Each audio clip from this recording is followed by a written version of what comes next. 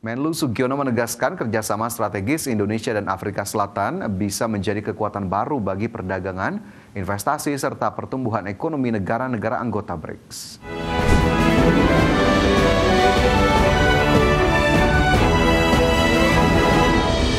Presiden Prabowo Subianto menerima kunjungan kenegaraan Presiden Afrika Selatan Cyril Ramaphosa di Istana Kepresidenan Jakarta. Indonesia dan Afrika Selatan yang merupakan anggota BRICS merasa perlu dan wajib mempererat hubungan kerjasama bilateral yang strategis. Presiden Prabowo Subianto dan Presiden Afrika Selatan Cyril Ramaphosa sepakat kedua negara untuk terus memperkuat hubungan bilateral yang telah terjalin erat selama lebih dari 3 dekade ini. Pertemuan empat mata di dalam Istana Kepresidenan membuka ruang penguatan kerjasama di berbagai bidang strategis, termasuk keduanya siap memperluas kemitraan dengan negara anggota BRICS lainnya. Presiden Prabowo dan Presiden Cyril berkomitmen untuk mendorong peningkatan hubungan ekonomi, termasuk pembahasan mendalam mengenai peluang investasi langsung atau Foreign Direct Investment atau FDI di kedua negara. Big countries of the South, we joined BRICS, and we want to see more closer relationship. We consider South Africa to be a strategic partner in Africa. You are a great leader in Africa, and I think Africa is the future rising economy and rising continent.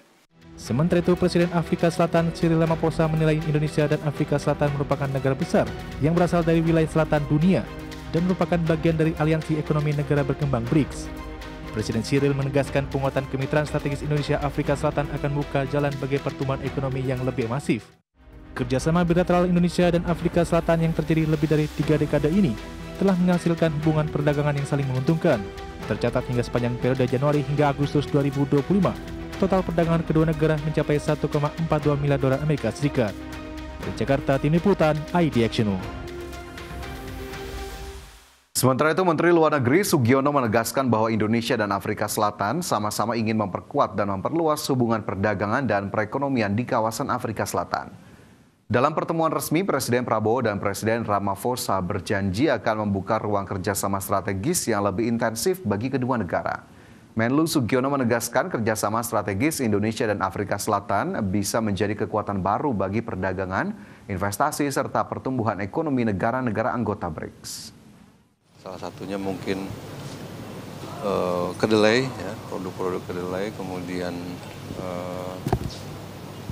cattle atau ternak, ya, yang mungkin bisa ditingkatkan perdagangannya dari Afrika Selatan ke Indonesia, dan Indonesia juga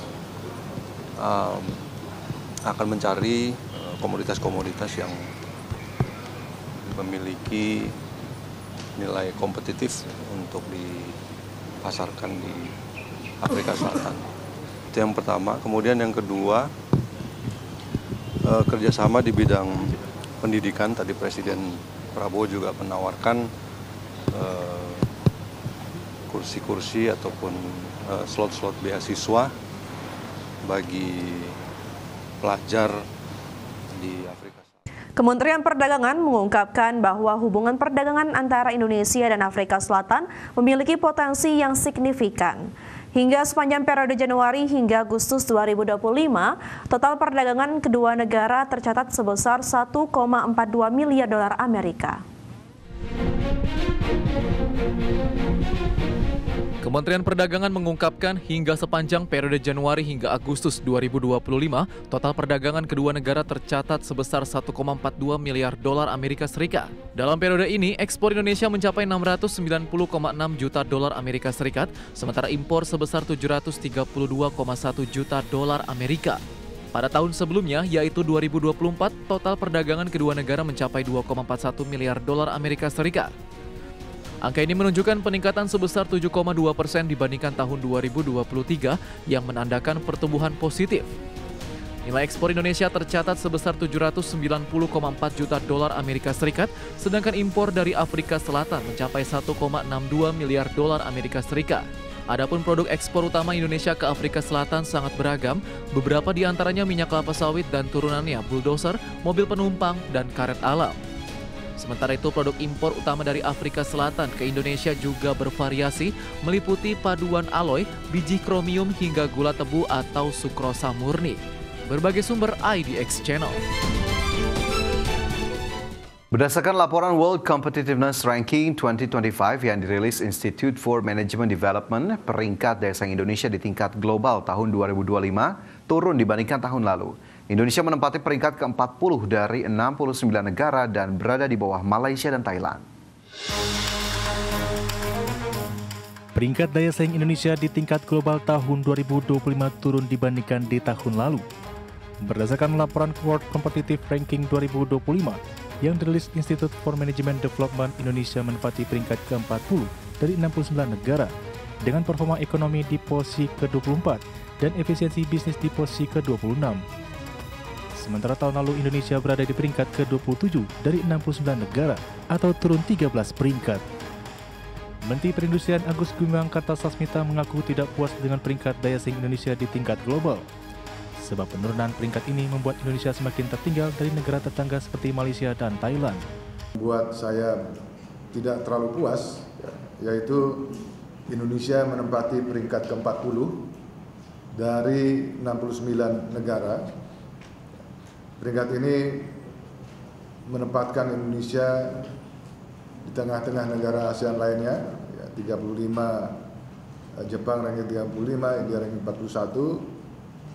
Namun masih di bawah Malaysia 23, ranking 23 dan Thailand ranking 30. Meski mengalami penurunan peringkat, Menperin menyebut berdasarkan perhitungan WCR dalam konteks ekonomi Indonesia mengalami kenaikan yang cukup baik. Namun pada perhitungan lain, nilai daya saing Indonesia turun cukup signifikan, seperti sektor infrastruktur, pendidikan, kesehatan, dan lingkungan. Dari Jakarta, di Firmansyah, Tim Liputan IDX Channel.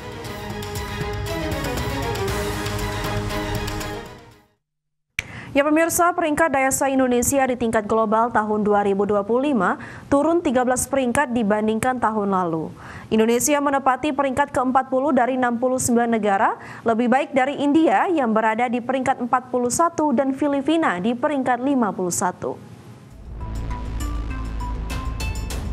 Peringkat daya saing Indonesia di tingkat global tahun 2025 turun dibandingkan tahun lalu. Berdasarkan laporan World Competitive Ranking 2025 yang dirilis Institute for Management Development, daya saing Indonesia menempati peringkat ke-40 dari 69 negara. Padahal dalam beberapa tahun terakhir, peringkat daya saing usaha nasional menunjukkan tren perbaikan. Di tahun 2022, Indonesia di posisi ke-44 atau naik ke posisi 34 pada tahun 2023 dan kemudian menembus peringkat ke-27 pada tahun 2024. Artinya Indonesia mengalami penurunan hingga 13 peringkat dalam kurun waktu 1 tahun terakhir. Peringkat daya saing usaha atau WCR ini menjadikan Indonesia tertinggal dengan negara Asia lainnya seperti Singapura yang di peringkat 2, China di peringkat 16, Malaysia peringkat 23, Thailand di posisi ke-30 dan Jepang di posisi 35. Peringkat Indonesia tercatat lebih baik dari India yang berada di peringkat 41 dan Filipina di peringkat 51. Seperti diketahui dalam mengukur daya saing suatu negara di kancah global, Institute for Management Development mengkajinya berdasarkan 4 pilar utama, yakni kinerja ekonomi, efisiensi pemerintah, efisiensi bisnis, dan infrastruktur. Dari Jakarta, Tim Liputan IDX Channel. Menteri Keuangan Purbaya Yudi Sadewa berencana memberlakukan hukuman baru bagi importir pakaian bekas ilegal berupa denda. Ya, menurut Purbaya, hukuman yang selama ini diberlakukan berupa pemusnahan barang bukti hingga pidana dianggap tidak memberikan keuntungan bagi negara, justru merugikan. Selain sanksi denda, Purbaya juga akan memasukkan nama pelaku importir ilegal dalam daftar hitam. Purbaya juga berencana melarang penjualan pakaian bekas importir atau impor dengan produk UMKM.